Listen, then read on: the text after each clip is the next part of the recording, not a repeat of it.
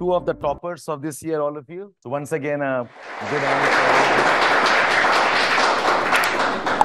And I have not interacted with them much. Reason being, okay, they were online largely. He was part of the test series. So you can see the comments coming in there.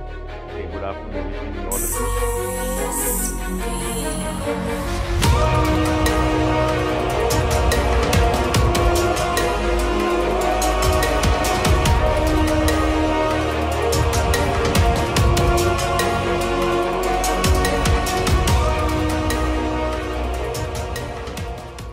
Look, in my case, I had geography honors from Banaras Hindu University. So मैंने class 12 के बाद ही decide किया था कि मुझे UPSC करना है.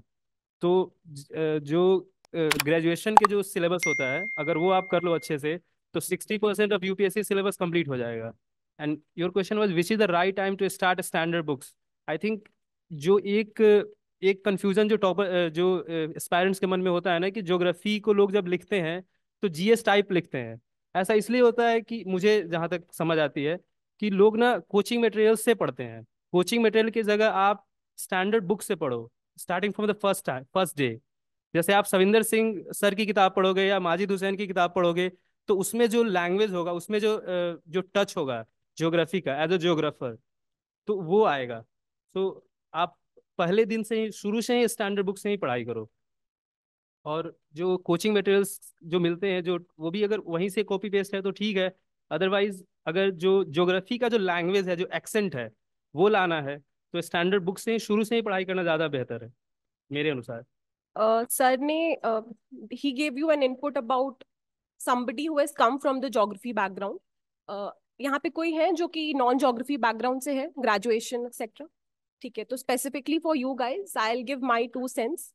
So when I started about the optional, मुझे तो काफी डिफिकल्टी होती थी स्टैंडर्ड बुक्स पढ़ने में. कमिंग हियर एनसीईआरटीज भी नहीं समझ आती थी, बहुत दिक्कत होती थी.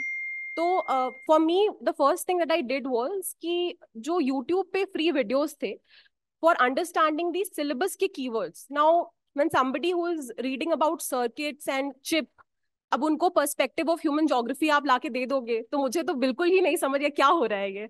मैंने तो ज्योग्राफी मैप्स के लिए ली थी, यहाँ पे तो ये बात कर रहे हैं ऐसे.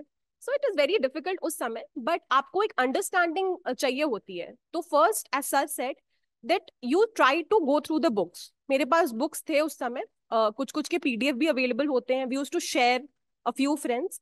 तो थरो रीडिंग एक बार की समझ आ रही है कि नहीं आ रही हैं चीजें.